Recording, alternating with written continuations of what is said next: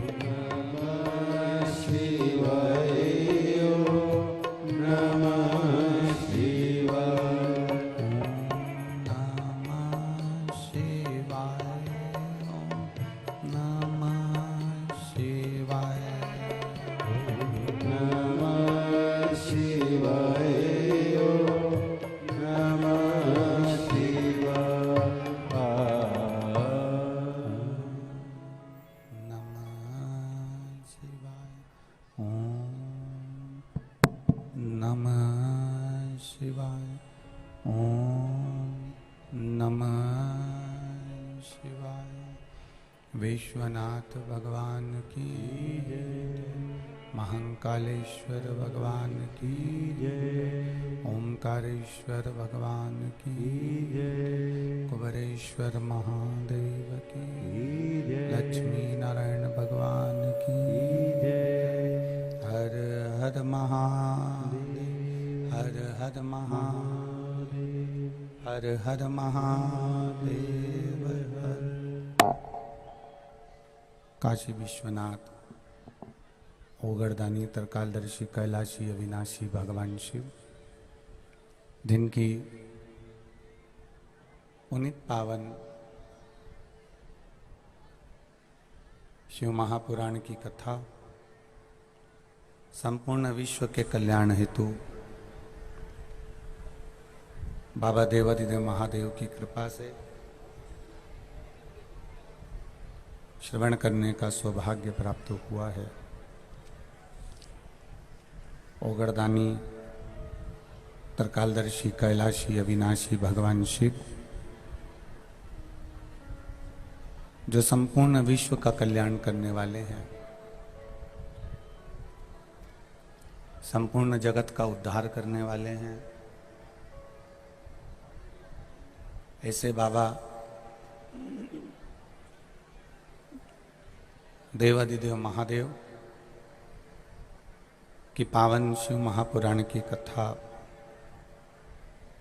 देपालपुर के पावन प्रांगण में आप और हमको श्रवण करने का सौभाग्य मिला है। भगवान लक्ष्मी नारायण की पावन धरा,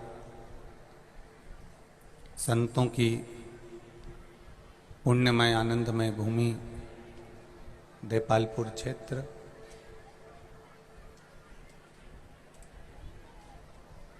जहाँ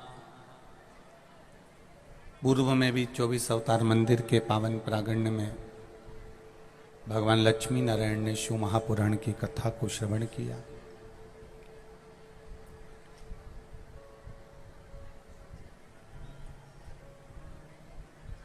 इसी देपालपुर क्षेत्र के पावन प्रांगण में ये फिर स्वर्गीय बाबू सिंह जी पटेल, स्वर्गीय लीलाबाई पटेल, स्वर्गीय राधे श्याम जी पटेल, स्वर्गीय नितेश पटेल जी की स्मृति में श्री कैलाश पटेल जी बमोतिया परिवार बिचौली मर्दाना से पावन शिव महापुराण की कथा को श्रवण करवा रहे हैं अपने पूर्वजों के उद्धार हेतु। एक बार यजमान परिवार के लिए जोरदार ताली बजाकर स्वागत, वंदन, अभिनंदन।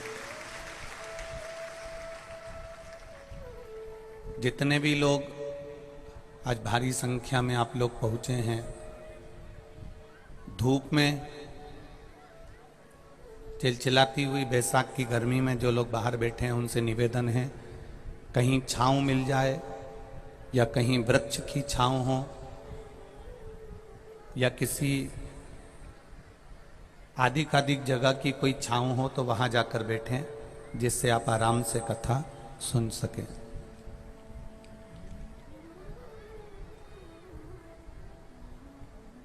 जहां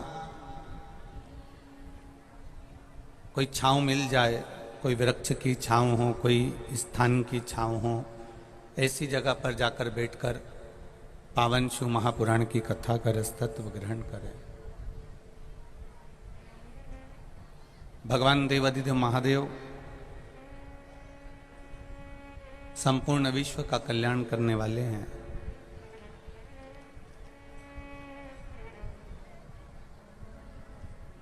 जिनके नाम मात्र स्मरण से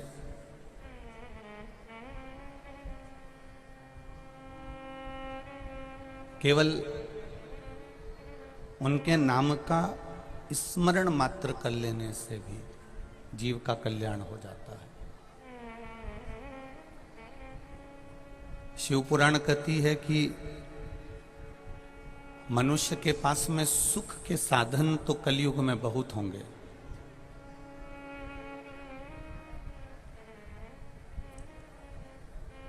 पूरे कलयुग के अंतर्गत कलिकाल में सुख के साधन मनुष्य के पास बहुत होंगे। फ्रिज भी है, एसी भी है, कूलर भी है, पलंग भी है, बिस्तर भी है, बर्तन भी है, भोजन भी है। पर शिव महापुराण की कथा कहती है सुख के साधन तो बहुत होंगे, पर सुख मनुष्य के हृदय में नहीं होगा। साधन भले हमने ढेरों जुटा लिए हों सुख के साधन हमने भले बहुत सारे एकत्रित कर लिए हों, पर सुख हमारे भीतर मिलना बहुत कठिन है।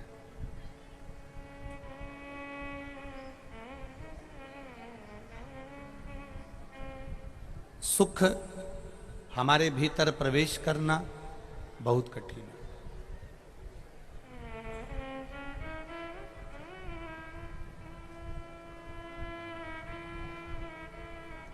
एक व्यक्ति वो होता है जिसको नदी में पटक दिया जाए तो वो डूब जाता है। तालाब में, समुद्र में अगर पानी में गिर गया तो वो डूब जाए। पर शिव महापुराण की कथा कहती है जिसने पहले से तैरना सीखा हो, जिसको तैरना आता हो, जो तैर लेता हो, उसको कितने भी गहरे पानी में पटक दिया जाए वो निकल कर बाहर आ ही जाता है। उसी तरह जिसने जिंदगी में भगवान की शरणागति ग्रहण कर ली, जो सत्संग में डूब गया, भजन में डूब गया, कीर्तन में डूब गया, मंत्र जाप में डूब गया, नाम जाप में डूब गया, नाम भक्ति में डूब गया, जिसने भजन के माध्यम से ये सीख लिया कि संसार सागर से पार कैसे होना है, तो जो एक बार भगवान के मंदिर तक जाना सीख गया, जो भगवान के भजन में जाना सीख गया, शिव महापुराण की कथा तक जाना सीख गया, तो वो भव सागर से भी पार उतरना सीख गया। ये निश्चित है।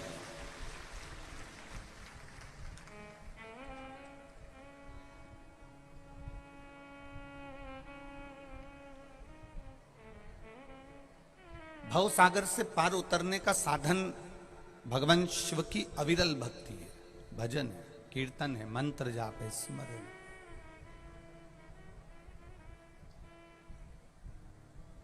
जो सीख गया,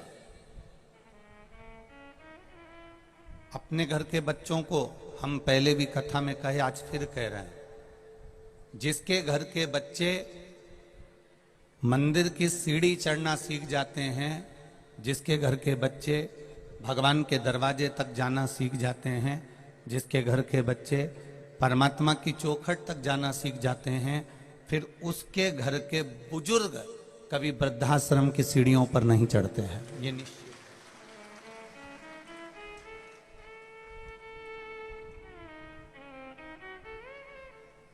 आपके घर के संस्कार क्या बोलते हैं? आपके घर के बच्चे अगर सतमार्गी हैं, आपके घर के बच्चे अगर मार्ग प्रशस्त करने वाले हैं, भगवत भजन में डूबने वाले हैं, नाम कीर्तन लेने वाले हैं, तो फिर आपको वृद्ध अवस्था में कष्ट भोगने की जरूरत नहीं पड़ेगी।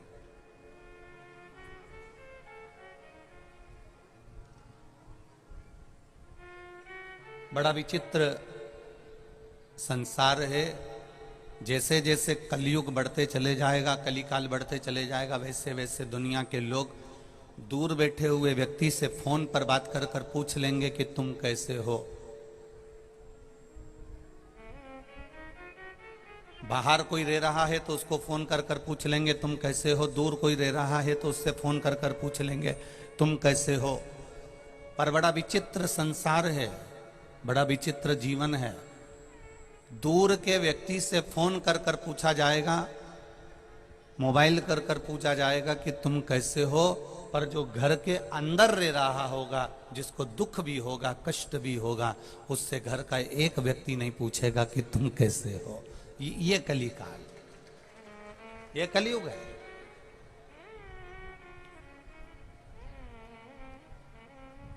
जो नजदीक में रह रहा है, साथ में रह रहा है, परिवार में रह रहा है, कुटुंब में रह रहा है, उससे नहीं पूछा जाता कि तुम कैसे हो। शिव महापुराण की कथा वर्णन करती है कि जो नजदीक में है, अभी जो पास में है, हम उसको तो सुख प्रदान करने का प्रयास करें। ये उसी में का हाल है जैसे एक बेटा मोटरसाइकिल चालू करा और मोटरसाइकिल चालू करके बुलेट चालू करके दरवाजे पर बुलेट को जो चालू कर कर जाने लगा तो पिताजी कुर्सी पर बैठे थे, उन्होंने आवाज लगाया, ए छोरा, ए नाना इधर आ, ए छोरा इधर आ। छोरा दौड़ कर पिताजी के पास आया, बुलेट खड़ी करी, बंद करी, पिताजी के पास आकर पूछा, जी पिताजी बोलिए क्या बात है? जा अंदर से मुझे एक गिलास पानी ला दे तो जरा। छोरा अंदर गया और मां से कहता है, मां पिताजी को एक गिलास पानी दे देना, मुझे जल्दी है, मैं जा रहा हूं। अब मां पिताजी के लिए एक गिलास पानी लेकर आ गई और पिताजी ने देखा कि छोरा बुलेट लेकर बुड़बुड़ करता हुआ मोटरसाइकिल लेकर चले गया, तो पिताजी ने अपनी पत्नी से पूछा कि तुम्हारे शहजादे को कहाँ जाना था जो इतनी जल्दी जल्दी मोटरसाइकिल भगा कर जा रहा है? इतने में माँ ने कहा, रेलवे स्टेशन पर प्याऊ लगाई है ना, तो छोरा वहां पानी पिलाने जा रहा है।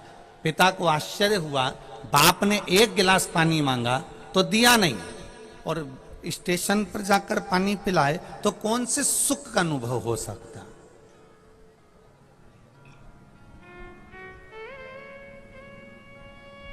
जो नजदीक में रह रहा है, जो नजदीक में है, हम उसको तो पूछ नहीं रहे। जो हमारे पास में है हम उसको आदर तो कर नहीं रहे, जो हमारे पास में है हम उसको सम्मान तो दे नहीं रहे।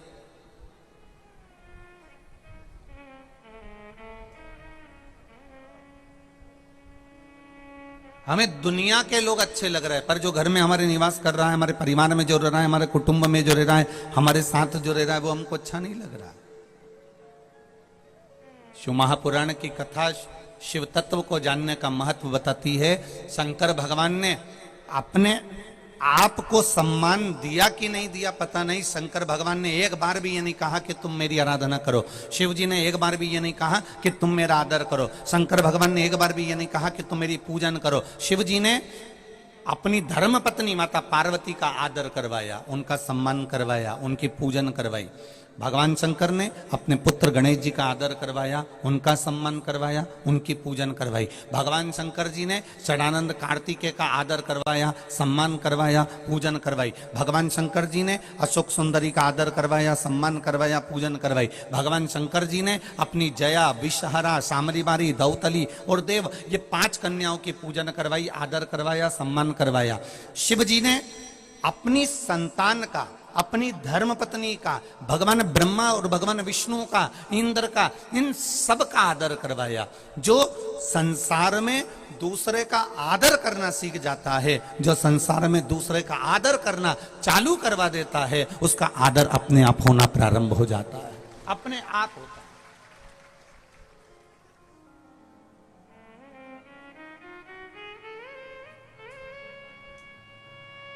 हम जिस संसार में रह रहे हैं, हम जिस बड़े विचित्र संसार में रह रहे हैं, आज के व्यक्ति को स्वयं का आदर चाहिए, स्वयं का सम्मान चाहिए, स्वयं का सत्कार चाहिए। सोने का हार आप खुद पहन सकते हो, पर फूलों का हार आप स्वयं नहीं पहन सकते। बोलो सही है कि गलत है? एक फूल का हार किसी के सामने खड़े होना और इसे फूल का हार लेकर खुद पहनना, तो लोग कहेंगे काका पगला आया है रे, ये बेवकूफ है, पगला है, इसमें अक्ल नहीं है, इसमें बुद्धि नहीं है। सोने का हार आप खुद पहन सकते हो, पर फूल का हार आप स्वयं नहीं पहन सकते। आप स्वयं नहीं पहन पाएंगे। उसी तरह फूल का हार कोई दूसरा पहनाएगा तो आपको अच्छा लगेगा। उसी तरह अपनी प्रशंसा अपन स्वयं करेंगे तो वो श्रेष्ठता नहीं रहेगी, कोई दूसरा कर देगा तो उसमें श्रेष्ठता बन जाएगी, उसमें श्रेष्ठता हो सकती है।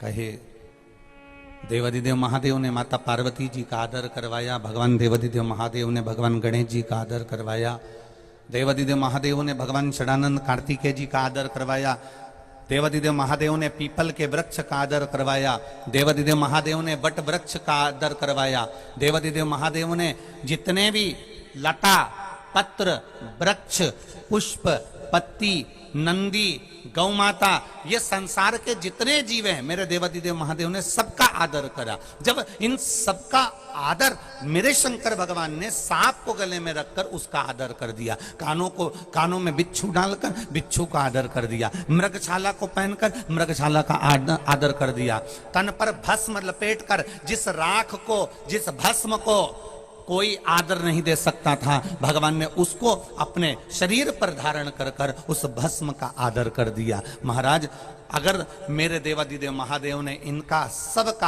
आदर करा है तो इन सब ने मिलकर मेरे देवादिदेव महादेव का आप रूप आदर कर दिया है, मेरे शिव ने उनका आदर कर दिया।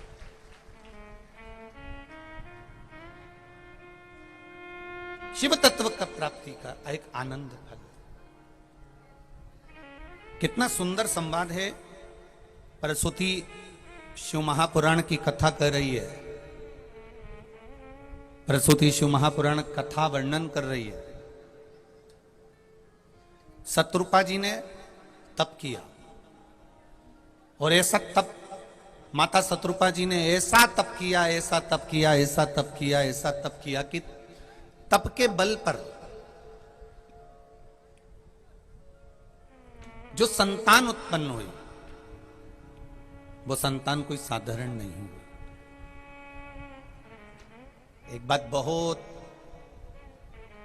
एक बात अपनी चित्तवृत्ति में जरा ध्यान लगाकर सुनना।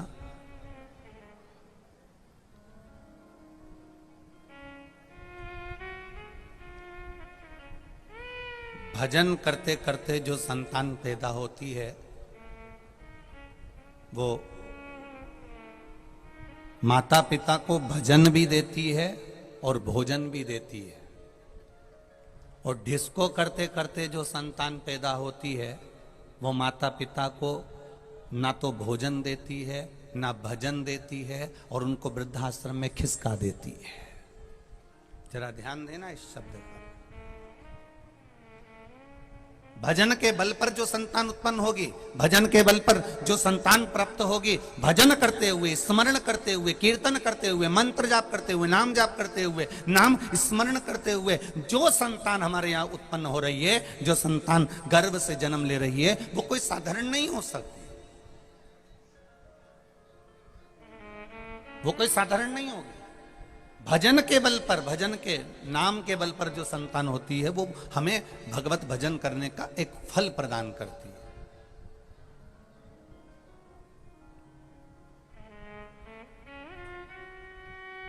शंभु शरणे पड़ी मांगू घड़ी रे घड़ी, दुख काटो दया करी दर्शन आपो, दया करी दर्शन आपो। शिव पुराण कह रही है, भगवान शंकर का संवाद कह रहा है। शत्रुपा जी ने भजन करना प्रारंभ करा। शत्रुपा जी ने ऐसा तप किया, ऐसा तप किया, ऐसी साधना करी है, उस साधना का फल मिला। कन्या हो गई थी आकुति, कन्या हो गई थी देवहूति, और फिर तप के बल से शत्रुपा जी के जब तप करने के बाद घर में आकर प्रवेश किया, और कुछ समय के बाद जब संतान हुई, तो उसका नाम था प्रसूति। क्या नाम है? जम के बोलो जरा, माता प्रसूति।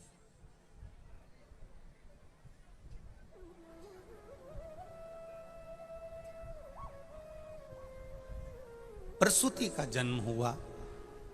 जिस कन्या ने जन्म लेने के बाद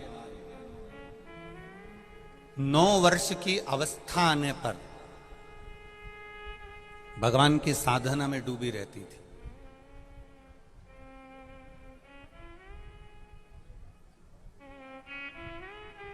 एक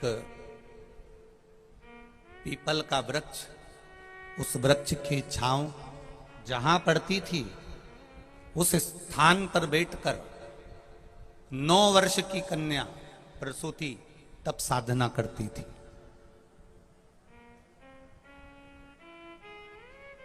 केवल 9 वर्ष की कन्या है, और वो 9 वर्ष की कन्या तप साधना में लीन है। जिस जगह पर पीपल के वृक्ष की छांव पड़ रही हो, उस स्थान पर बैठकर तप कर रही हो। उस स्थान, बहुत ध्यान दीजिएगा इस कथा पर। जहां संत बैठते हो, साधु बैठते हो, गुरुजन बैठते हो, पीपल का वृक्ष हो, बट का वृक्ष हो, आंवले का वृक्ष हो, सुंदर बेलपत्र का वृक्ष हो, शमी का वृक्ष हो, केल का वृक्ष हो, कभी जिंदगी में अगर मौका मिले,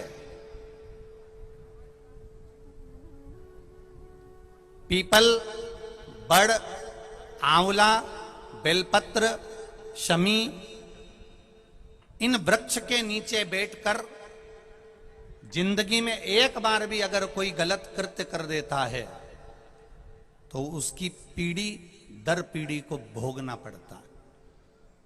पर इन पवित्र वृक्षों की छांव में बैठकर अगर कोई चलते चलते भी एक बार भगवान का राम नाम, कृष्ण नाम, शिव नाम, दत्त नाम, हरि विठ्ठल, नारायण, लक्ष्मी, इन वृक्ष की मात्र छांव में चलते चलते भी, पीपल की छांव पड़ गई, बड़ की छांव पड़ गई, आंवले की छांव पड़ गई, बेलपत्री की छांव पड़ गई, या शमी वृक्ष की छांव पड़ गई, केल की छांव पड़ गई, चलते चलते भी इन पवित्र वृक्ष की अगर छांव पड़ जाती है और तुम्हारे मुख से भगवान का नाम निकल जाता है तो अश्वमेध यज्ञ का फल तुरंत प्राप्त हो जाता है, तुरंत मिलता है।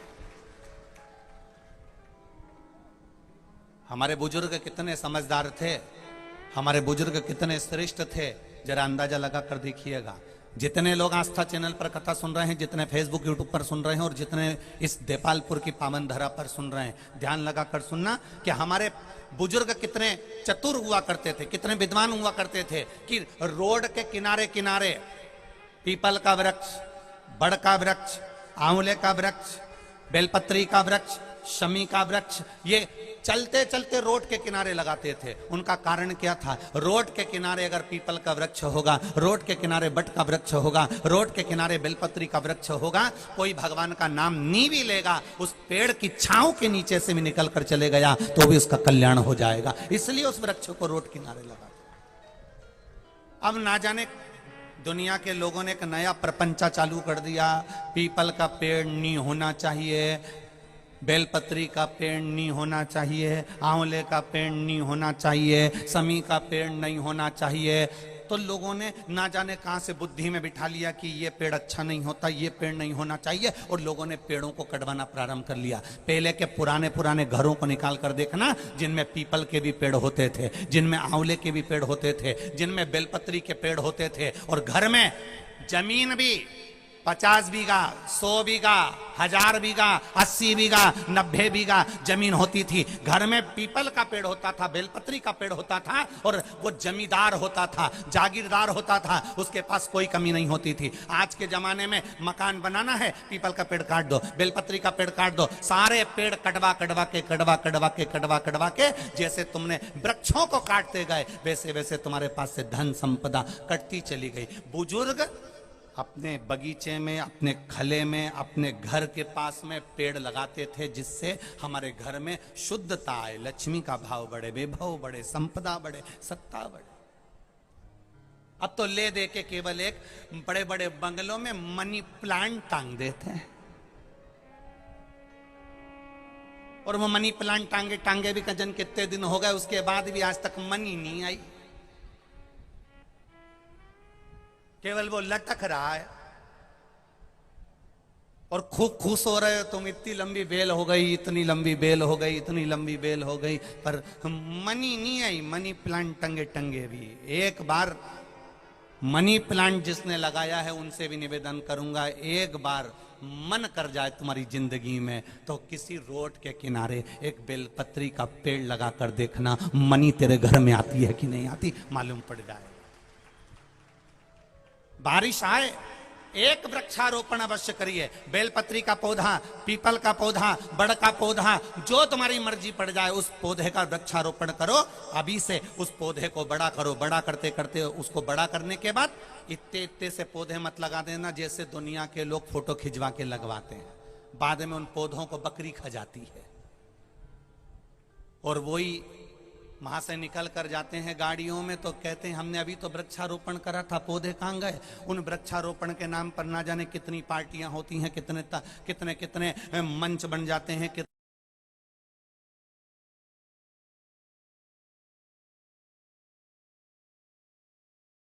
केवल ठूट ठूट इतने छोटे से बचते हैं। क्यों? क्योंकि वृक्षारोपण में अगर पेड़ लगाना है तो थोड़े बड़े लगाओ, उन पेड़ों के बड़े होने में देरी नहीं लगेगी तो जीवों से भी बचेगा और कल्याण भी करेगा। इतने इतने से 40-40, 30-30, 10-10 रुपया का पौधा लिया है और उसके बाद में उसको लगाने कर रहा है।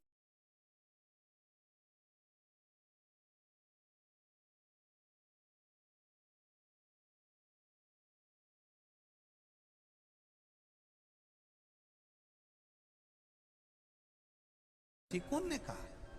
एक किसी स्थान पर लिखा हुआ बता देना कि बेलपत्री का वृक्ष घर में नहीं होना चाहिए, आंवले का वृक्ष घर में नहीं होना चाहिए।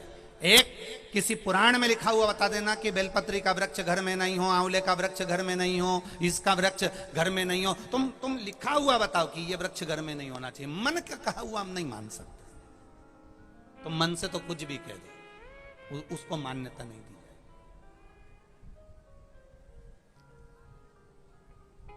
जिस वृक्ष को लगाया जाता है उस वृक्ष के नीचे देवता स्वयं विराजमान हो जाते हैं।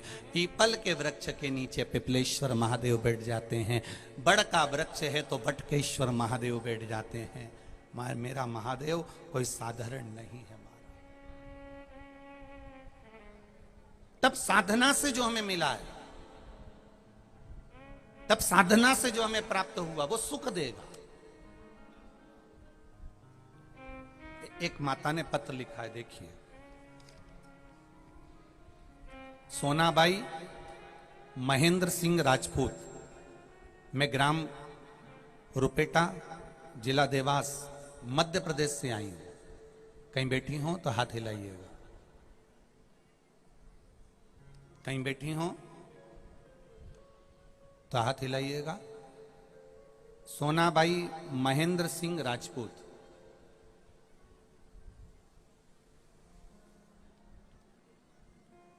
दूसरे पंडालों में भी अगर कहीं बैठी हो तो हाथ हिलाइएगा।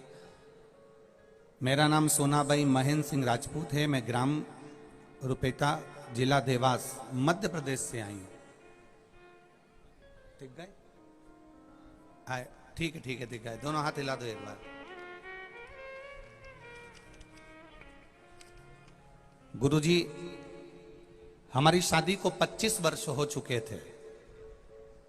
25 साल से ऐसा कोई देवी देवता का धाम नहीं और ऐसी कोई जगह नहीं जहां जाकर गोदी नहीं भरवाई हो। इंदौर, भोपाल, अहमदाबाद, मुंबई, दिल्ली का कोई ऐसा डॉक्टर नहीं हो जिससे हमने इलाज ना करवाया हो। 25 साल शादी के हो गए। 25 साल में एक एक डॉक्टर, एक एक देवी देवता, एक एक जगह पर जाकर गोद भरवा भरवा कराए, पर संतान का सुख नहीं हुआ। गुरुदेव, जब संतान का सुख 18 साल तक देखा, 17 साल तक देखा, संतान का सुख नहीं हुआ, तब हमने फिर कहीं जाना छोड़ दिया और विश्वास भी छोड़ दिया। फिर हमने, किसी ने कहा कि टीवी पर कथा आती है उसको सुनो। हमने टीवी पर कथा सुनना चालू करा। आपने उस कथा में कहा था सफेद आंकड़े की जड़ तुमरुका जी का नाम लेकर पति पत्नी को लेकर आना है। शिव जी पे से 21 बार घुमाकर तुमरुका जी का नाम लेकर मंदिर में शिवलिंग का दर्शन करते करते कमर में उसको लाल धागे में बांधना है और शिव जी का नाम लेकर उसी जल का आचमन पान करना प्रारंभ करना है। बाबा की कृपा से 25 वर्ष के बाद 4/11/2022 को मेरे यहां संतान की प्राप्ति हुई है। 25 साल के बाद बाबा ने दिया। बच्चे को लाए हो साथ में? जरा लाओ लाओ, भेजिए। 25 वर्ष के बाद बाबा ने सुना है गुरुदेव, और 25 वर्ष के बाद संतान की प्राप्ति हुई। खाली न जाता कोई दर से तुम्हारे, खाली न जाता कोई दर से तुम्हारे, मैं भी खड़ी हूँ नन्ही बाहें पसारे, अपने हृदय से लगा लो लगा लो, राजा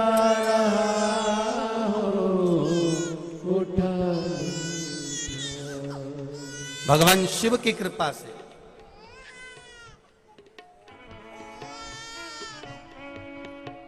अपने हृदय से लगा लो गिरा जा रहा हो, उठा लो प्रभु अपने दर से अब तो न टालो गिरा जा रहा हो उठा लो भगवान से उनने एक लाइन बड़ी सुंदर लिखी है सोनाबाई महेंद्र सिंह राजपूत जी ने कि गुरुजी, जिसने शिव पुराण पर भरोसा कर लिया और विश्वास कर लिया, मेरी झोली 25 साल के बाद भराई है। बाबा की कृपा होती है तो सबकी झोली भरता ही है। ये कृपा उसकी, ये करुणा उसकी। एक विश्वास रखकर, एक भरोसा रखकर, एक भरोसे की दृढ़ता में हम शिव तत्व को प्राप्त करें। और ये मेरा विश्वास कहता है, ये शिव महापुराण का भरोसा कहता है। प्रसूति शिव महापुराण की कथा जितनी भी माताएं सुन रही हैं, जिनके घर में 30-30 साल तक औलाद भी नहीं हुई हो, 15 साल, 18 साल, 10 साल, 20 साल, अगर संतान का सुख भी नहीं है, तो वे विश्वास कहता है, जिसने 7 दिन की प्रसूति शिव महापुराण की कथा 7 दिन की अगर पूरी, भले मोबाइल पर सुने, चाहे टीवी पर सुने, चाहे पंडाल में सुने, कामना कर कर, झोली पसार कर अगर दिल से सुनेगी, तो ये झोली भले 30 साल क्यों ना हो गए हो, तो भी वो भरेगा जरूर, ये निश्चित है। दिल से सुनो, कौन क्या कह रहा है, कौन क्या बोल रहा है, व्यवस्था क्या है, व्यवस्था है कि नहीं है, कौन कहां बैठ रहा है, कौन क्या बोल रहा है, हमें उससे मतलब नहीं रखना है। 7 दिन की कथा हमें दिल से सुनना है, बाबा से प्रार्थना करना है कि मेरी झोली खुशियों से भरकर भेजना बाबा, खुशियों से।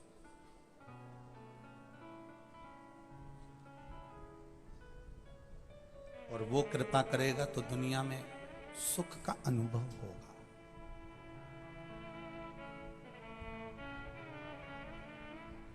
शत्रुपा जी ने तप करा था, साधना करी थी। शत्रुपा जी ने तप साधना करने के बाद में जो संतान को जन्म दिया है, वो संतान कोई साधारण नहीं, माता प्रसूति हुई है। और वो माता प्रसूति कोई साधारण सी नहीं थी, जिन्होंने 9 वर्ष की आयु में तप साधना करी है। 9 वर्ष की आयु में माता प्रसूति ने तप साधना करी। दक्ष प्रजापति, जिन्होंने भगवान ब्रह्मा जी के हृदय से प्रकट होने के बाद में, भगवान ब्रह्मा जी के हृदय से प्रकट होने के बाद में जिन्होंने सृष्टि की रचना का भार नहीं ग्रहण करा, पर ब्रह्मा जी ने उनको समझाया, तो दक्ष प्रजापति ने विचार करा कि मैं सृष्टि के क्रम को बढ़ाऊंगा। पहले किन्नर की सृष्टि थी, उस किन्नर की सृष्टि को समाप्त कर दिया जाए। किन्नर की सृष्टि के बाद में जो सृष्टि का निर्माण होगा, दक्ष प्रजापति कहते हैं मैं करूंगा। ब्रह्मा जी का कहना माना, दक्ष प्रजापति ने सृष्टि का निराकरण करने का, सृष्टि को आगे बढ़ाने का विचार कर लिया। सृष्टि को आगे जब बढ़ाया जा सकता है जब दक्ष प्रजापति का विवाह हो जाए। अब दक्ष प्रजापति विवाह करेंगे तो सृष्टि आगे बढ़ेगी, संतति आगे बढ़ेगी, वंश आगे बढ़ेगा।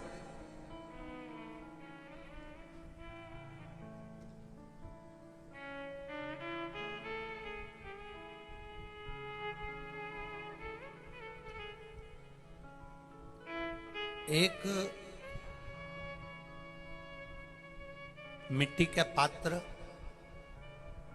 उस मिट्टी के पात्र के ऊपर एक तांबे का पात्र। अब जरा माताएं बड़ा ध्यान लगाकर सुनिएगा, कथा चूके ना। आपको 10 जगह जाकर सिर नवाने की जरूरत ना पड़े, एक महादेव के चरणों से ही आपका आनंद सुख प्राप्त हो जाए। एक मट्टी का पात्र, और मट्टी का अगर कोई कलश है छोटा सा, उस कलश के ऊपर तांबे का कलश।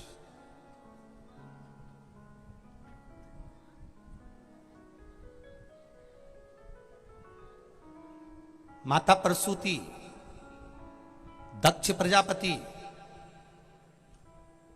और माता वीरणी, इन तीनों का स्मरण कर कर जो बड़ के पेड़ के नीचे जो शिवलिंग हो, बड़ के पेड़ के नीचे जो शिवलिंग विराजमान हो, चाहे वो ओटले पर हो, चाहे वो पत्थर का हो, चाहे वो सीमेंट का हो, चाहे वो कंकर का हो, चाहे वो मार्बल का हो, चाहे वो जिस भी चीज का हो, बड़ के पेड़ के नीचे जो शिवलिंग हो उसमें सीधे जब आप कलश लेकर जाएंगे तो मिट्टी का पात्र, उसके ऊपर तांबे का पात्र भरा हुआ, दोनों को एक साथ पकड़ कर ले जाएंगे। पर जब आप शिवलिंग पर दक्ष प्रजापति, प्रसूति और वीरणी, इन तीनों का नाम लेकर सीधे हाथ में मट्टी का पात्र और उल्टे हाथ में तांबे का पात्र लेकर धीरे धीरे शिवलिंग पर जल समर्पित करेंगे और उस जल का पान उसी बट वृक्ष के नीचे दोनों पति पत्नी अगर पान कर लेते हैं और संतान की कामना कर लेते हैं तो भी मेरा महादेव संतान प्रदान करता ही करता। पर ये जो क्रम किया जाता है ये केवल बैसाख के महीने में ही किया जाता है, इसके सिवाय इसको आप अन्य महीनों में नहीं कर सकते, केवल एक बैसाख में। और हम तो कहेंगे बैसाख महीने की जब शिवरात्रि आए या बैसाख महीने में अष्टमी तिथि आ जाए या बैसाख महीने में सोमवार का दिन पड़ी जाए तो प्रयास करना कि आप संतति के लिए, संतान के लिए आप ये प्रयोग कर सकें। शिव तत्व की प्राप्ति। आप डॉक्टर को दिखाओ, आप डॉक्टर की दवाई भी लो, आप डॉक्टर से जांचें भी कराओ, आप डॉक्टर ने जो आपको बताया वैसा आप करो, पर साथ में शिव भक्ति को भी अपने भीतर उतार कर शंकर से भी अपने दिल की बात कहकर चलो। शिव से भी खाली ना जाता कोई दर से तुम्हारे, मैं भी खड़ा हूं नन्ही बाहें पसारे। बाबा आपके चरणारविंद का रस तत्व हमें प्राप्त हो। 9 वर्ष की कन्या प्रसूति तब साधना में लीन है, 9 वर्ष की कन्या प्रसूति भगवान के भजन में लीन है। समय दक्ष प्रजापति का मंगल विवाह करना है। क्यों? संतति को आगे बढ़ाने के लिए, संतान को आगे बढ़ाने के लिए और इस पूरे ब्रह्मांड को एक संतति देने के लिए।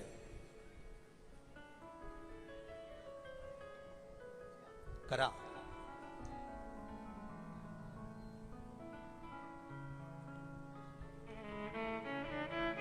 दक्ष प्रजापति जब तप में लीन थे, कहा, ब्रह्मा जी ने आकर कहा, दक्ष प्रजापति तुम तप में तो लीन हो परंतु हमारा विचार है कि तुम अब संतति को आगे बढ़ाओ। तुम्हें संतति को आगे कैसे बढ़ाऊं? आपको विवाह करना पड़ेगा। किससे विवाह करूं? भगवान ब्रह्मदेव से भगवान दक्ष प्रजापति कह रहे हैं कि मैं विवाह करूं तो करूं किससे?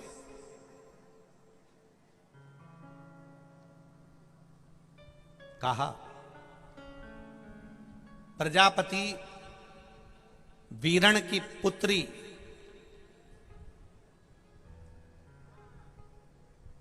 प्रजापति वीरण की पुत्री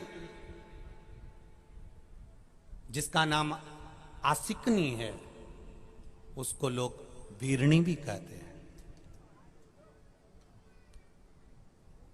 प्रजापति वीरण की पुत्री जिसको लोग आसकनी कहते हैं, उसका नाम वीरणी भी है। अच्छा, कोई फिर अच्छे से सुन लो ध्यान से। कोई अगर आपसे कहे कि सियोर वाले महाराज ये कथा कहां से बाच रहे हैं, तो आप बता देना शिव महापुराण सती खंड अध्याय नंबर 13 और page number 155, 156, 157, Gita press Gorakhpur की शिव महापुराण से यह चरित्र चल रहा है। ध्यान रखिएगा। अगर कोई आपसे कहे कि गुरुजी ये कथा कहां से बाच रहे हैं, ये वीरणी की कथा कहां से बाच रहे हैं, तो आप बता देना गीता प्रेस गोरखपुर की कथा शिव महापुराण सती खंड अध्याय number 13, 155 number page, 156 number page और 157 नंबर पेज पर से यह कथा को लिया जा रहा। बहुत ध्यान से सुनो। दक्ष प्रजापति, कोई कहे आपसे कि ये संतान प्राप्ति के लिए गुरुजी बोल रहे हैं, तो ये कौन से पेज पर, तो उसका स्मरण आपको रहना चाहिए कि हम शिव पुराण के इस अध्याय को पढ़ रहे हैं, इस पेज को पढ़ रहे हैं और इस जगह को पढ़ रहे हैं। दक्ष प्रजापति, तुम्हें विवाह करना पड़ेगा। किससे? प्रजापति वीरण की पुत्री आसकनी से।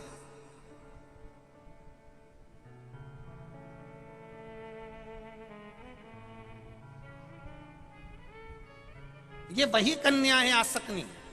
प्रजापति वीरण की पुत्री आसकनी ये वही कन्या है, ये वही कन्या है जिस नारी का रजोधर्म से जुड़ा हुआ जो भी तकलीफ होती है, केवल हाथ में जल लेकर आसकनी का नाम लेकर भी वो पान कर लेती है, तो रजोधर्म से जुड़े हुए सारे दुख, कहते हैं कि गर्भ में, गर्भाशय में अगर गांठ भी पड़ गई है और डॉक्टर कह रहा है कि बच्चादानी में गांठ है, गर्भाशय में गांठ है और इसका ऑपरेशन होना जरूरी है, आसकनी दक्ष प्रजापति की पहली पत्नी का मात्र स्मरण कर कर अगर आचमन पानी का कर लिया जाए तो गांठ भी गर्भाशय की गलना प्रारंभ हो जाती है। ये वो नाम, ये वो शब्द है।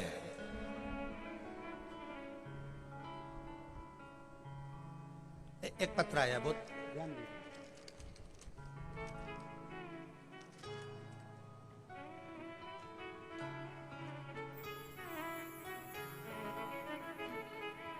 शंभु पड़ी मांगू घड़ी रे घड़ी, दुख काटो दया करी न दर्शन आपो। शंभु शरण पड़ी मांगो घड़ी दुख काटो दया करी न दर्शन आपो। दया करी न दर्शन आपो। मैं राजनगर इंदौर मध्य प्रदेश से हूँ। मेरा नाम विजय यादव है। मेरा मोबाइल नंबर ये है। मेरी पत्नी का नाम पूजा यादव है। कहीं बैठे हो यादव जी तो हाथ हिलाइएगा, कहीं बैठे हो तो हाथ हिलाइएगा। मैं राजनगर इंदौर मध्य प्रदेश से हूँ।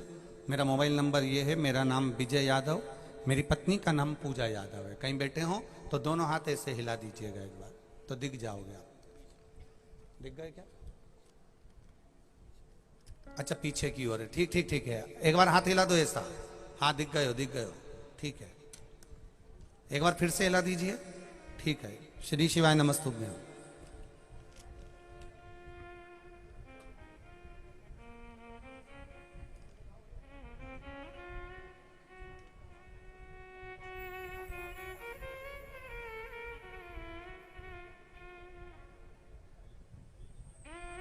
गुरुदेव,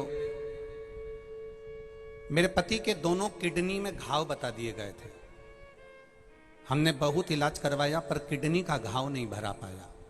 डॉक्टर ने कह दिया था इनकी किडनियां काम करना बंद कर रही हैं, इसमें घाव पड़ गए। ऑपरेशन कर कर किडनी भी अगर चेंज करवाओगे तो भी ये काम नहीं करेगी क्योंकि इसमें घाव भरे हुए हैं। डॉक्टर ने ऑपरेशन की सलाह दे दी। हम लोग वापिस घर आ गए। यहां से सीहोर गए, कुबेरेश्वर धाम से रुद्राक्ष रिपोर्ट दिखाकर लेकर आए। गलाते, शिव जी को चढ़ाते, पानी पीना चालू करा। बाबा की कृपा से डॉक्टर ने जांच करी तो बताया कि दोनों किडनियों ने काम करना चालू कर दिया है। हम यहाँ प्रणाम करने आए। दूसरी बात कहना चाहता हूं गुरुदेव,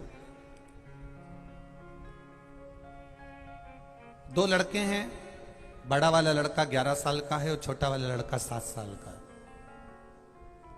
जब हमने अशोक सुंदरी कथा जीतू पटवारी जी की यहाँ जो हुई उसको सुना, तब बाबा से प्रार्थना कर कर हमारे यहाँ एक बेटी का जन्म हो इस भाव से हमने भगवान से प्रार्थना करी और गर्भ ठहरा।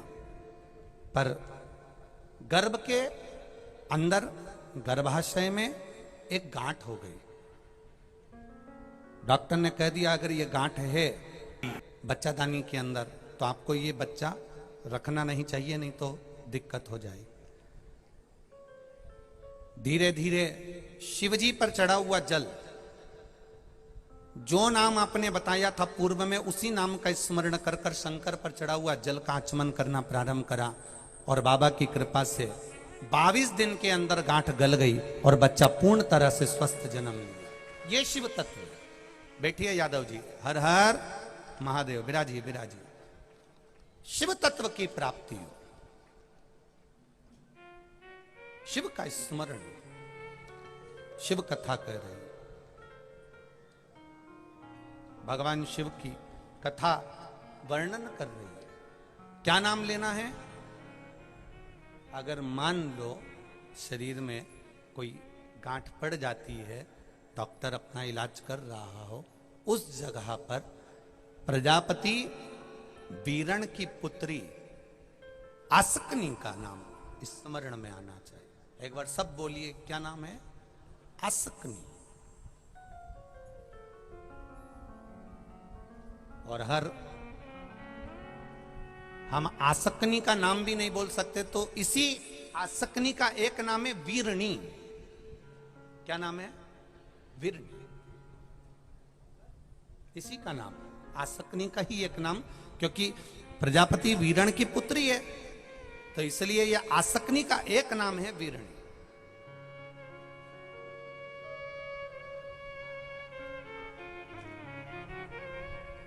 दक्ष प्रजापति से कहा आप प्रजापति वीरण की कन्या आसकनी से विवाह कर लीजिए। महाराज आसकनी से विवाह? हां, कारण दक्ष प्रजापति से कहा भगवान ब्रह्मा जी ने कि प्रजापति वीरण की कन्या आसकनी केवल ऐसी है जो मन से, अगर गर्भ से बच्चों को जन्म भी दे तो उन बच्चों को केवल जल के छींटा देकर भी हजारों अंश उत्पन्न कर सकती है। वो वीरणी में, वो आसकनी में बल है। वो बल आसकनी में है, वीरणी में है। और अच्छे से समझिएगा, जब नारी का 5वां 6ठा महीना हो, डॉक्टर कहे बच्चे की धड़कन नहीं है, कोई कह दे बच्चे की हृदय में छेद है, हम तो यहां तक कहेंगे जो बच्चा, जिस बच्चे को, कोई बच्चा ऐसा होता है जिसको बार बार ब्लड चढ़वाना होता है, बार बार उसका ब्लड चढ़ता है, या कोई ने कह दिया इसका ऑपरेशन होगा हार्ट का, इसमें छेद है, डॉक्टर का तुम इलाज करवाते रहो, डॉक्टर को चेक करवाते रहो, क्योंकि डॉक्टर को चेक करवाते रहोगे तभी तो तुम्हें मालूम पड़ेगा कि देवादिदेव महादेव ने कृपा करी कि नहीं करी। और अगर डॉक्टर के यहां जाना छोड़ दोगे तो बताएगा कौन तुमको? इसलिए डॉक्टर के यहां जरूर जाओ, डॉक्टर से चेक भी करवाओ, डॉक्टर का इलाज भी करो, डॉक्टर की दवाई भी खाओ, और साथ में देवादिदेव महादेव का स्मरण भी करिए। एक पत्र और है,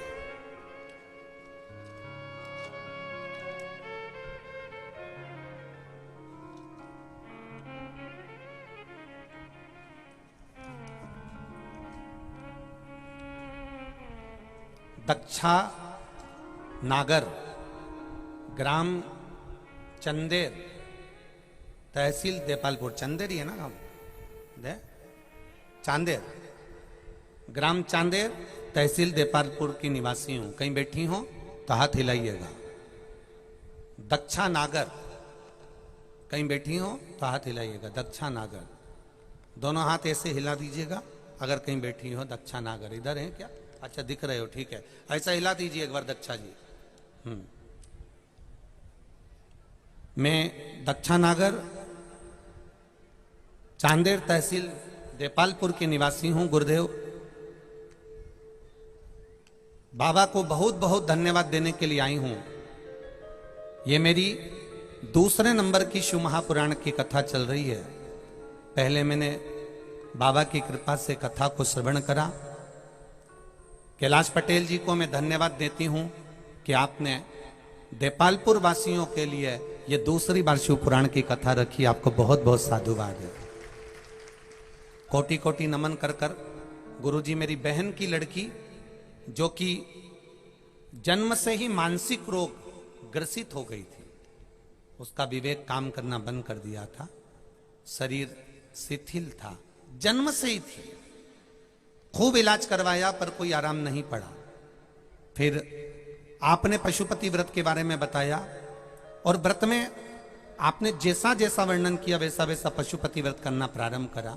और एक बार आपने तांबे का कलश और दीप का जो उपाय बताया था वो मैंने अपनी बहन की लड़की से करवाया।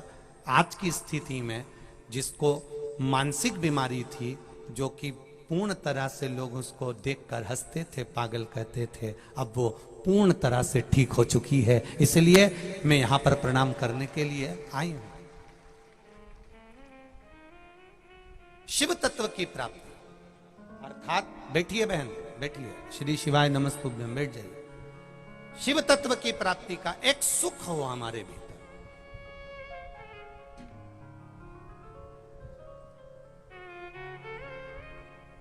ये जितनी भी माताएं कथा सुन रही हैं, जितनी फेसबुक यूट्यूब पर, जितने भी टीवी पर कथा सुन रही हैं, आपसे निवेदन है इस कथा को बड़े ध्यान लगाकर सुनना, इसके संवादों का स्मरण करिएगा।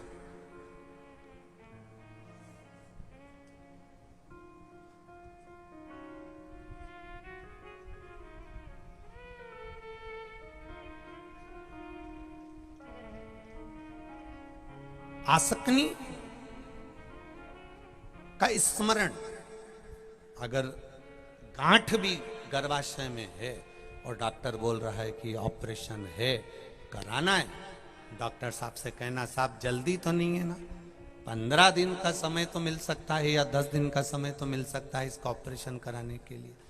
फिर आसक्ति का नाम लेकर शिव जी के शिवलिंग पर जब हम बेलपत्र समर्पित करें तो ये डंडी का मुख जब हम शिव जी को चढ़ाते हैं तो इस डंडी का मुख हमेशा हम उधर रखते हैं। अब की बार आसक्ति का नाम लेकर जब हम शंकर भगवान को बेलपत्र समर्पित करेंगे तो ये डंडी का मुख शिवलिंग पर अपनी ओर रखेंगे और उसी बेलपत्र को चढ़ाकर जल समर्पित कर कर, आचमन कर कर, उसी बेलपत्र को लाकर घर के द्वार को पूरा खोलकर घर के अंदर प्रवेश कर कर घर के बाहर स्मरण को, शिव को याद करते हुए उस बेलपत्र को चबा चबा कर खाना प्रारंभ करिए।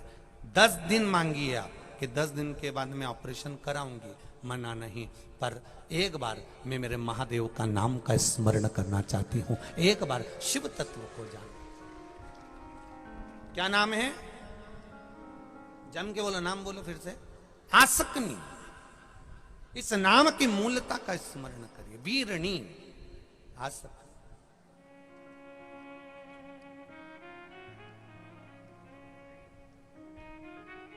पतंग उड़े आकाश माने, डोर थारा हाथ मां, ओ वल्लभ मारी पतंग ऊंची, बाबा हमारी पतंग ऊंची आसक्ति। आगे वर्णन किया। दक्ष प्रजापति ने पूछा, प्रजापति वीरण की पुत्री वीरणी से मैं विवाह कर लूं, आसक्ति से मैं विवाह कर लूं, इससे विवाह करने का फल क्या है? तो कहा वीरणी में, आसक्ति में वो बल है कि आसक्ति जब हाथ में जल लेकर केवल अपने गर्भाशय से जो संतान उत्पन्न हो उस पर मात्र जल का छींटा भी दे दे तो जितने जल के छींटे पड़ते हैं उतने संतान को वो प्रकट कर सकती है। इतना तप का बल उस आसक्ति के अंतर्गत है। दक्ष प्रजापति की 2 धर्म पत्नियां थी, वीरणी और प्रसूति।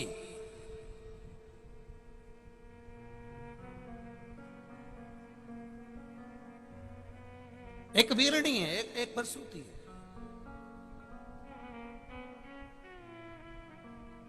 दो है।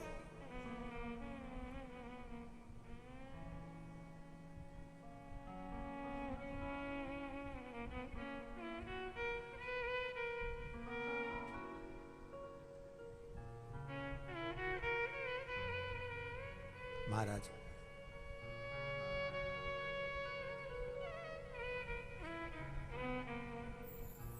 जब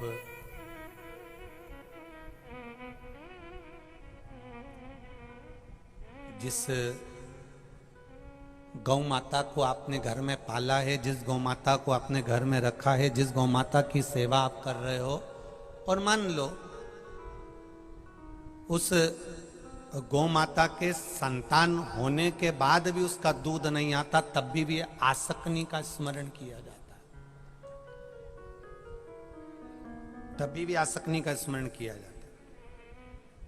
जो गाय गर्भ से नहीं होती है, जो गाय का गर्भ नहीं ठहरता, बहुत बार इलाज करवाया, सब कुछ करवाया, तो भी गाय का गर्भ नहीं ठहरता, तो भी आसक्ति का स्मरण किया जाता। ये आसक्ति कोई साधारण नहीं है। स्त्रियों के लिए, नारियों के लिए ये एक औषधि का कार्य करती है। ये वीरणी दक्ष प्रजापति की पहली पत्नी, ये नारी के लिए औषधि का मूल है। ये वीरणी या आसक्ति नारियों की आसक्ति। कहा राजा वीरण की, ये प्रजापति वीरण की पुत्री वीरणी से तुम विवाह कर लो, आसक्ति से तुम विवाह कर लो। दक्ष प्रजापति ने हाँ कर दी, विवाह की तैयारी हुई, वीरणी के साथ विवाह भी हो गया, आसक्ति के साथ विवाह भी हो गया। विवाह होने के बाद संतान की प्राप्ति होना प्रारंभ हुआ और महाराज वीरणी के गर्भ से 10,000 पुत्रों का जन्म हुआ और धीरे धीरे फिर 60 कन्याओं का जन्म हुआ। जब 59 नंबर की कन्या उसके गर्भ से प्रकट हो गई थी और 60वीं कन्या को जवाना था, तो वीरणी ने भगवान शिव की आराधना की और भगवान सूर्य की आराधना करी, माँ दुर्गा की आराधना करी, भगवान नारायण की आराधना करी, भगवान श्री गणेश की आराधना करी। ये शिव पंचायत की आराधना में जब वीरणी डूब गई,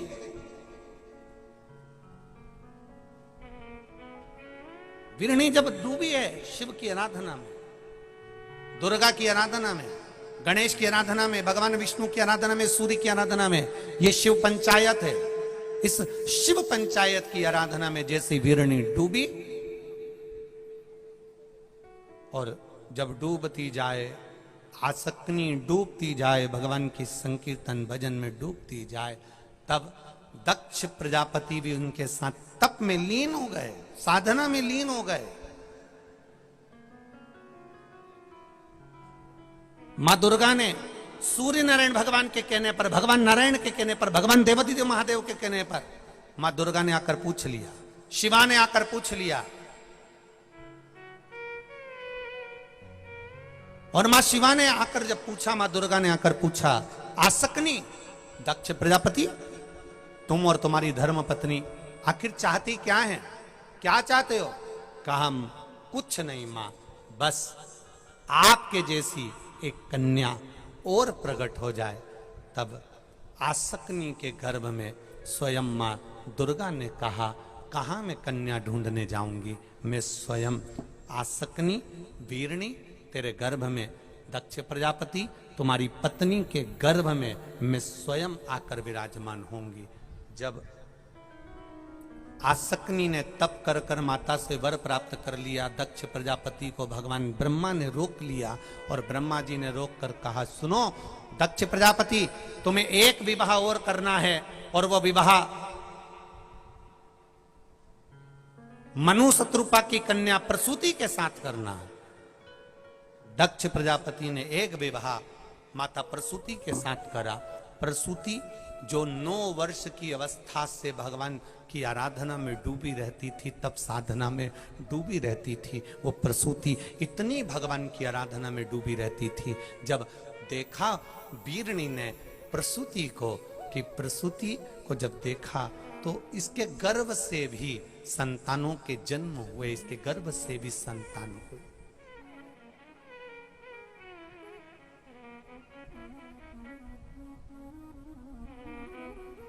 साठ बेटियों का जन्म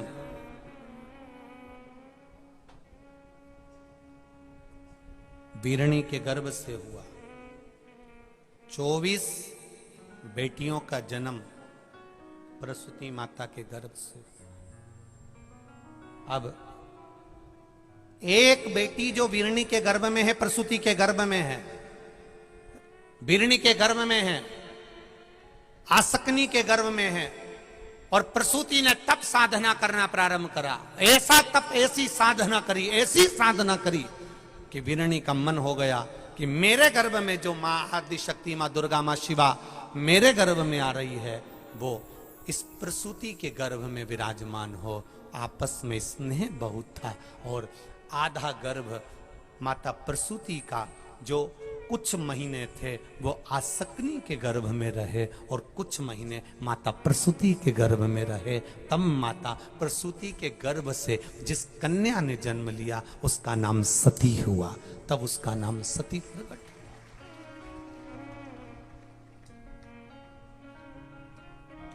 ये मातृत्व प्रेम है, ये वात्सल्यता।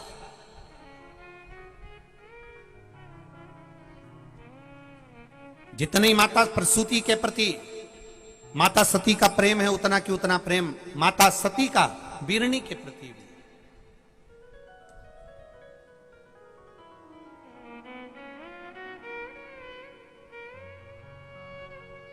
एक बहुत अच्छा संवाद आप लोगों को पहले कथा में कहा था, आप लोगों के स्मरण में है कि नहीं है पता नहीं, पर कथा में बहुत पहले कहा था। जो लोग रोज की कथा सुनते हैं उनको मालूम होगा। बेटी घर से जब विदा हो तो अपने तुलसी के क्यारे में एक घी का दिया जरूर लगवाना चाहिए। बताया था कि नहीं बताया था? कौन कौन को याद है? याद है सबको? वाह, धन्यवाद आपको, आप रोज सुनते हो उसके लिए प्रणाम है आपको। बेटी घर से विदा हो, उस बेटी से तुलसी के क्यारे में एक घी का दिया जरूर लगवाना चाहिए, और घर में बहू जब प्रवेश करे तो तुलसी के क्यारे में एक घी का दिया जरूर लगवाना चाहिए। उस घर में से कभी लक्ष्मी की कमी नहीं हो। जब बेटी हमारे घर से जाए, विवाह कर कर जा रही हो, दामाद के साथ जा रही हो, जमाई के साथ जा रही हो, पहली बार बेटी हमारे घर से जब जा रही हो, विदा होकर जा रही हो, तो तुलसी के क्यारे में घी का दिया लगना चाहिए। और आज के जमाने में गुरुजी तुम तो कहते हो कि तुलसी के क्यारे में घी का दिया लगवा, पर धर्मशाला से शादी करते हैं, गार्डन से करते हैं। अब मैं धर्मशाला में, शादी के गार्डन में तुलसी के क्यारे में दिया कैसे लगवाएं? अब आप बताओ, क्योंकि यहाँ तो स्कंद पुराण तो कहती है कि घर के तुलसी के क्यारे से बेटी के हाथ से घी का दिया जलवाकर जब हम घर से बेटी को विदा करते हैं तो हमारे घर की बेटी की पांव की लक्ष्मी हमारे घर में ही रहती है, वो जाती नहीं है।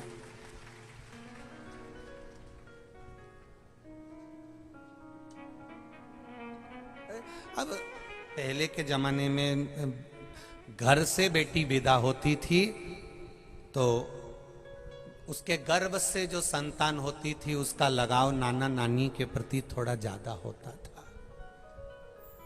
अब होटल से बेटी विदा होती है तो उसके गर्भ से जो संतान होती है उसका लगाव होटल से जरा ज्यादा होता है।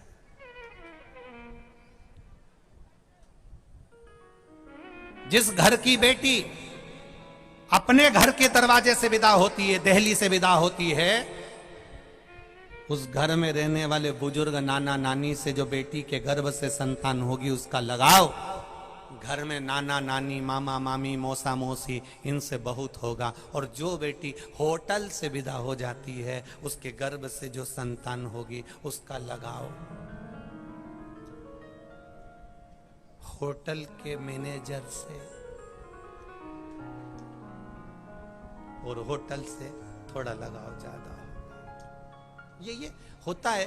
पहले बच्चे घर में जन्म लेते थे तो उनका प्रेम दादा दादी से होता था। पहले बच्चे नाना नानी क्या पैदा होते थे तो नाना नानी से प्रेम ज्यादा होता था। आज के बच्चे हॉस्पिटल में पैदा होते हैं, इसलिए बच्चों का प्रेम डॉक्टर सिस्टर से ज्यादा रहता है। हर 2-4 दिन में बीमार हो जाते हैं, हॉस्पिटल लेकर जाओ। बच्चे भी ऐसे, घर में दवाई दो तो ठीक नहीं होते, और हॉस्पिटल में जैसे लेकर पहुंचे 500 रुपए खत्म हुए, 2-4 हजार रुपए बच्चे ने लगाए और बच्चा ठीक। उससे पूछो क्यों? क्योंकि हॉस्पिटल में पैदा हुआ है ना, इसलिए मामा मामी से प्रेम बहुत है। हॉस्पिटल के डॉक्टर सिस्टर से इतना प्रेम है कि बस वो हाथ लगाते हैं वो ठीक हो जाते हैं। ठीक, ये प्रेम वाली बात इसमें।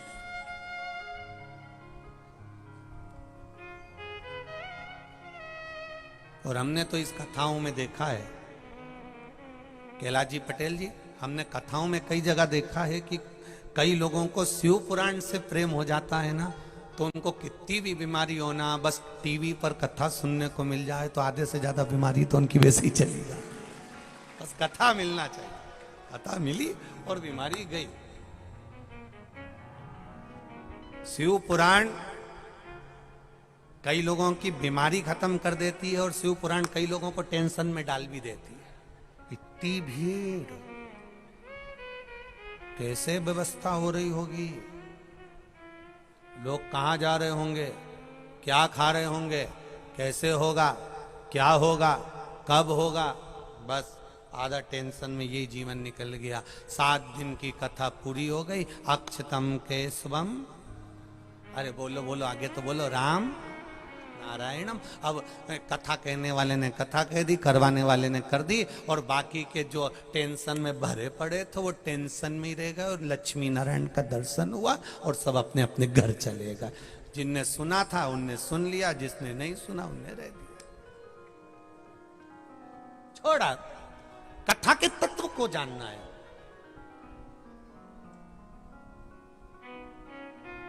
ये नाम अपनी जिह्वा पर संजो कर रख लो, आसक्ति नाम तुम्हारे मुंह पर होना चाहिए। एक बार फिर से बोलकर बताओ, जम के बोलो, आसक्ति, ये नाम तुम्हारे मुख पर होना चाहिए। जब तकलीफ हो गर्भाशय से जुड़ी हुई, तब आसक्ति का स्मरण होना चाहिए। वीरणी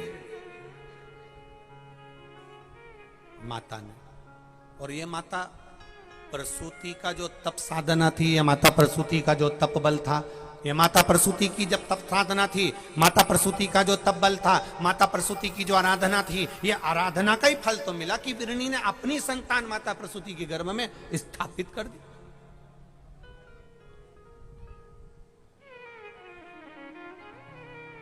और ये गर्भाशय से संतान जाने की कथा केवल शिव पुराण में नहीं लिखी है, गर्भाशय से संतान जाने की कथा श्रीमद् भागवत में भी लिखी हुई है। देवकी का 7वां गर्भ था और माता देवकी ने स्मरण किया, मेरे गर्भ को कंस समाप्त कर देगा, तो देवकी ने हाथ जोड़कर प्रार्थना करी, मेरे गर्भ में जो बच्चा है वो रोहिणी के गर्भ में जाकर स्थापित हो जाए। सुनी कि नहीं सुनी कथा? अरे बोलो तो जम के सुनी है ना। तो वो 7वें नंबर का गर्भ देवकी मैया का रोहिणी के गर्भ में जाकर पहुंच गया, और जो संतान उत्पन्न हुई वो बलभद्र, दाऊ और बलराम नाम से, बलराम जी के नाम से प्रख्यात हो गई। वो कोई साधारण संतान नहीं हुई।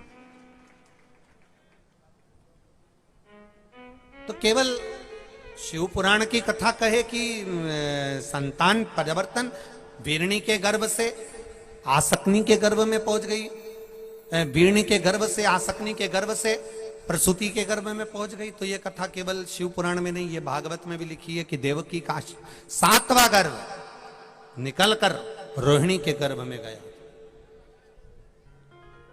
7वां गर्भ निकलकर रोहिणी के गर्भ। प्रसन्न है माता प्रसूति और बड़ी ज्ञान की मुद्रा है माता प्रसूति। जिन्होंने 9 वर्ष की अवस्था में भगवान की आराधना करी है, केवल 9 वर्ष की अवस्था में भगवत भजन में डूबी हैं। और गांव में 4 ऐसे व्यक्ति रहते हैं जिसके कारणवश हमारा पूरा गांव, हमारा पूरा शहर, हमारा पूरा क्षेत्र बचा रहता है। एक, पूरे गांव में कोई ना कोई नारी सतीव्रता, पतिव्रता धर्म का पालन करने वाली अवश्य रहती है। दूसरे नंबर का, गांव में कोई भगवान का भजन करने वाला अवश्य रहता है। तीसरे नंबर का, गांव में कोई साधु संत तप करा हुआ उसका स्थान अवश्य रहता है। और चौथे नंबर पर, गांव में कोई गौ माता ऐसी रहती है जिसके खुर की वजह से पूरा गांव बचा रहता है, बड़ी बड़ी बीमारियों से बचा रहता है। बड़ा बड़ा रोग आता है, बीमारी आती है, दुख आता है, तकलीफ आती है, कष्ट आता है, बहुत कुछ होता है, पर गांव अगर बचा हुआ है, तुम्हारे गांव पर आंच ना आए, तुम्हारे गांव पर कोई उंगली तक ना उठे, तो समझ लेना तुम्हारा गांव अगर बचा हुआ है तो जरूर अपने गांव में कोई पतिव्रता नारी रहती होगी, कोई संत रहता होगा, कोई साधु, कोई सन्यासी, कोई तपस्वी, कोई साधक, कोई उपासक तप कर गया होगा। हमारे गांव में जरूर कोई भगवान का भजन करने वाला भक्त रहता होगा। हमारे गांव में किसी ना किसी के घर पर, किसी ग्वाड़े में, किसी खले में कोई गाय ऐसी बंधी होगी जिसके खुर की रज से हमारा गांव बचा हुआ है। ये 4 हमारे गांव को, हमारे शहर को, हमारे नगर को बचा कर रखते हैं। ये गाय के पांव की खुर भी हमको बचा लेती है, रज भी हमको बचा लेती है।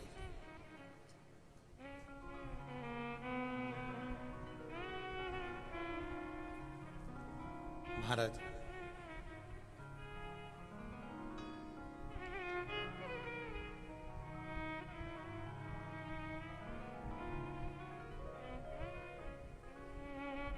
आज जगत गुरु श्रीमद् वल्लभाचार्य जी का प्रागट्योत्सव है, जयंती जन्म महोत्सव है। पूरे देशवासियों को, देश और विदेश में विराजमान सभी भक्तों को श्रीमद् जगत गुरु वल्लभाचार्य जी की जन्म महोत्सव की, प्रागट्योत्सव की, जयंती की बहुत बहुत साधुवाद, बहुत बहुत बधाई। जिन्होंने भक्ति का प्रचार किया, जिन्होंने जनमानस के भीतर भक्ति का बल प्रदान करा। शिव महापुराण की कथा कर रही है, भगवान शंकर का संवाद कर रहा है। कोई संत, कोई साधु, कोई गुरुजन, कोई तपस्वी जन तप कर गांव में चले जाते हैं, उनका स्थान रह जाता है। उस स्थान के कारणवश भी गांव बचा रहता, नगर बचा रहता।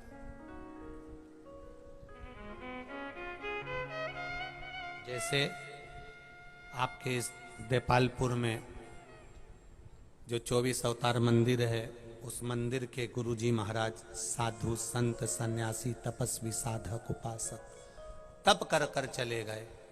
स्थान वही रखा कि रखा रह गया, उनकी तप साधना का बल है, इसलिए देपालपुर भी हर तरह से आनंदित है।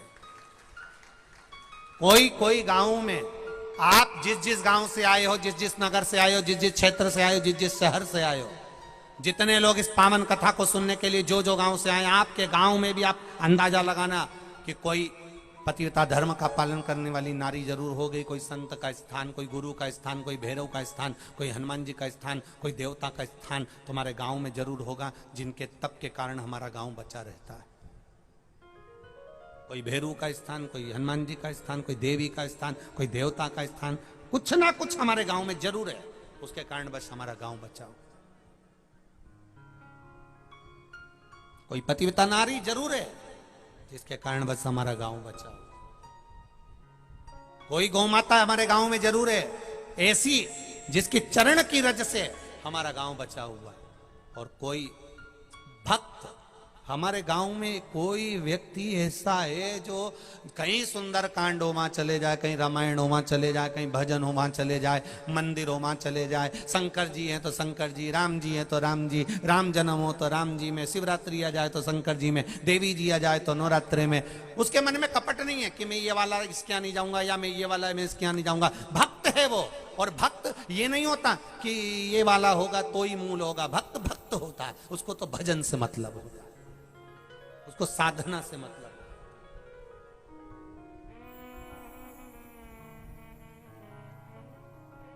और भजन साधना के बल पर वो रमा रहता है। भजन साधना महाराज।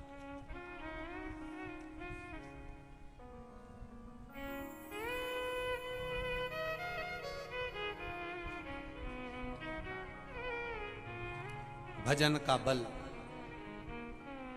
भजन कीर्तन स्मरण बढ़ता चले।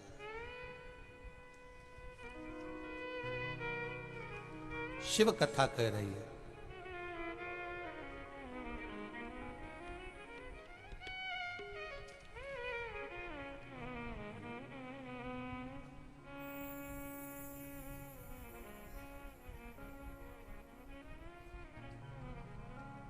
अरे भर दिया भंडार काशी वाले ने, कर दिया माला माल काशी वाले ने।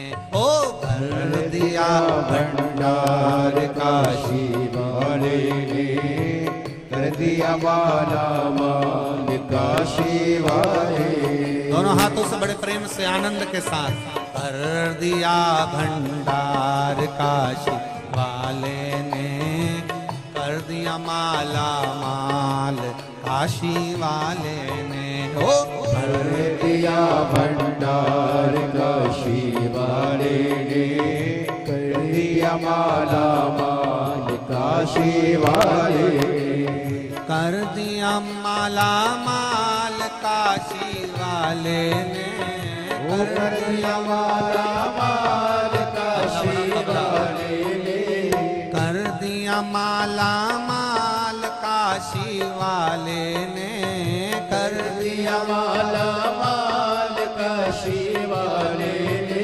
ओ कर दिया भंडार काशी वाले ने, कर दिया माला माल काशी वाले ने। ओ कर दिया भंडार काशी वाले ने, कर दिया माला माल काशी वाले ने। ओहो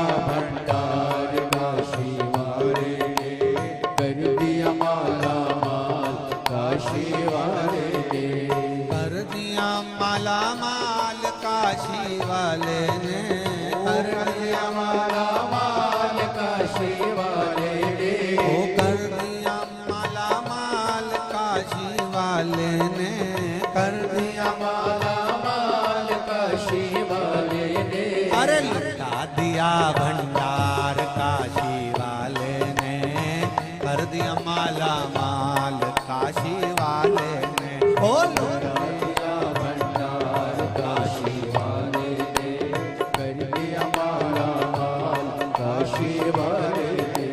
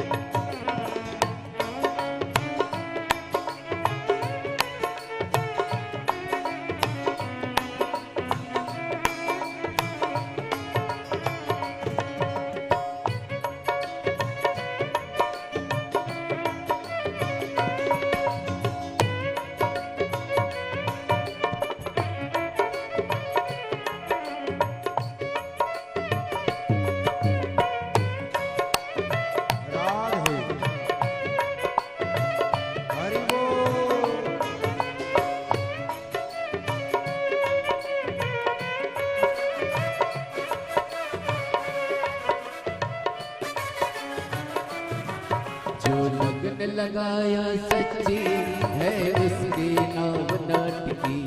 जो लगन लगाया सच्ची है उसकी नाव नाटकी। जो लगन लगाया सच्ची है उसकी नाव नाटकी। जो लगन लगाया सच्ची है उसकी नाव नाटकी। पेड़ों को पार लगाया नहीं देर करी पल भर की। पेड़ों को पार लगाया नहीं देर करी पल भर की। मिटा दिया जंजाल काशी वाले ने कर दिया माला माल काशी वाले ने। लुटा दिया भंडार काशी वाले ने कर दिया माला माल काशी वाले ने। कर दिया माला माल काशी वाले ने कर दिया माला माल काशी वाले ने कर दिया माला माल काशी वाले ने कर दिया माला काशी वाले ने। अरे लुटा दिया भंडार काशी वाले ने कर दिया माला माल काशी वाले ने। लुटा दिया भंडार काशी वाले ने कर दिया माला माल काशी वाले ने।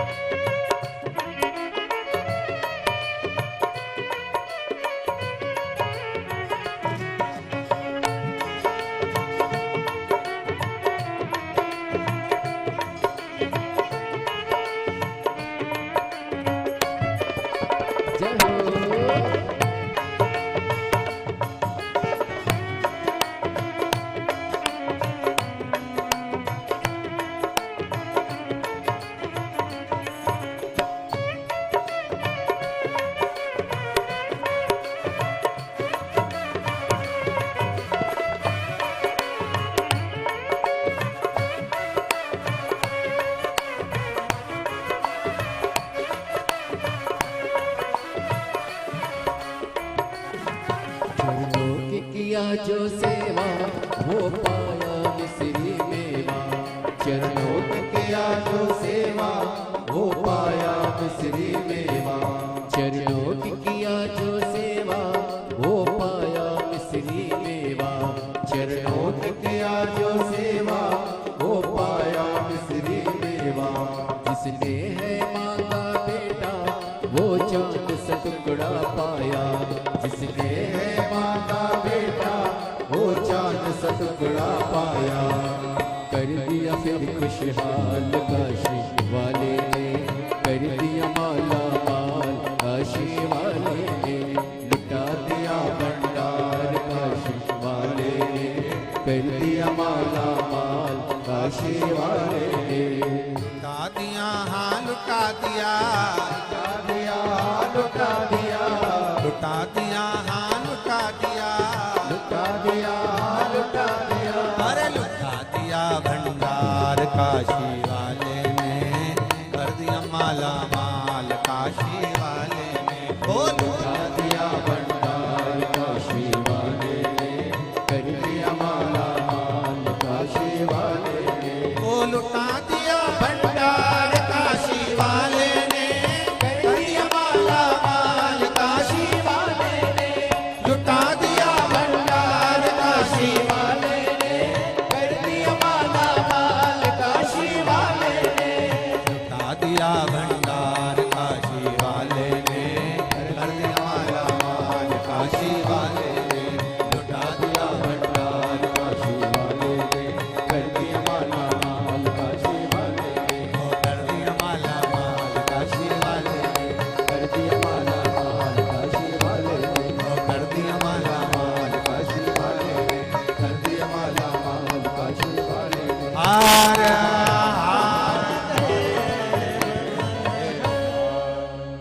अपने स्थान पर बैठकर भगवान देवाधिदेव महादेव से अपने हृदय की बात बड़े आनंद के साथ कहिए। दिल से कहें, बाबा से अपने हृदय से प्रार्थना करें। भगवान देवाधिदेव महादेव से शिव महापुराण के मूल मंत्र का स्मरण करते हुए बाबा से प्रार्थना करें। बाबा तेरे द्वार जो भी आए सबकी झोलियां खुशियों से भर जाए। हृदय में भक्ति का भाव प्रकट हो। भक्ति प्रकट हो।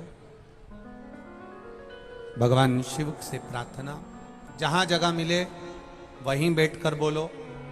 खड़े रहकर नहीं, बैठकर। इतनी दूर से चलकर आए हो, कई किलोमीटर दूर से आए हो, 200-500-1000 रुपए का पेट्रोल डीजल भी लगाया है गाड़ी में, तो दिल से प्रार्थना कर कर जाना, जिससे आपकी जिंदगी में भक्ति का भाव प्रकट हो। भाव के साथ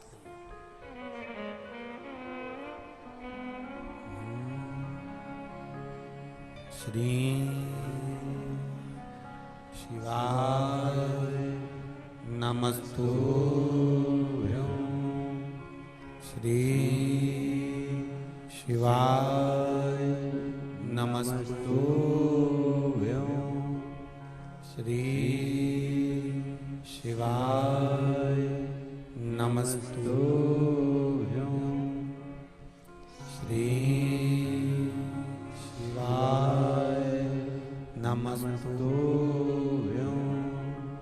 श्री शिवाय नमस्तुभ्यं। भोला सब दुख काटो मारा। ओ भोला सब दुख काटो मारा। शिव शंकर जपो तेरी माला। भोले बाबा जपो तेरी माला। भोला सब दुख काटो मारा। ओ भोला सब दुख काटो मारा। वेश है मंगल मंगलकारी। वेश है मंगल मंगलकारी। शमशान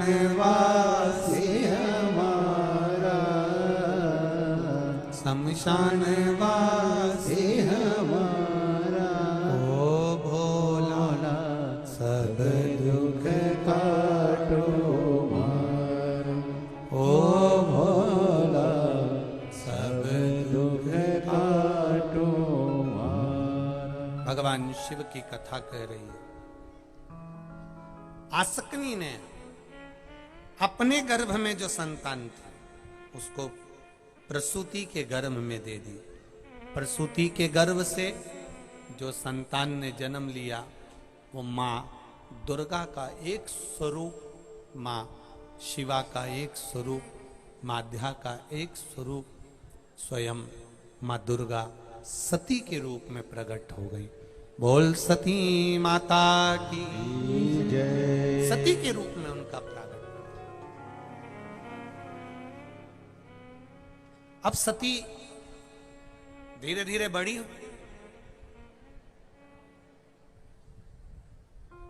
जिनकी वीरणी जैसी माता हो, भजन कराने वाली प्रसूति जैसी माता हो,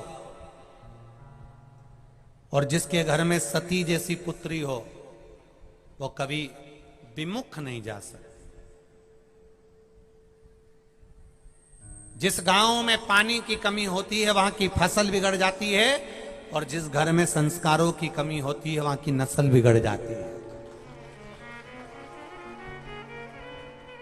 बेटी को पढ़ाओ, खूब पढ़ाओ, अच्छी एजुकेशन दो, अच्छे कॉलेज भेजो, अच्छे स्कूल भेजो, पर उस बेटी को पढ़ते पढ़ते ये ज्ञान होना चाहिए कि जिस पिता ने छोटे से गांव से मुझे बड़े शहर में पढ़ने पहुंचाया है, 10 लोगों से मेरा पाला पड़ेगा, पर कितने ही मेरे दोस्त बन जाएं, कितने ही मेरे फ्रेंड बन जाएं, पर विवाह जहां मेरा पिता कहेगा शादी में वहीं करूंगी, चाहे कुछ हो।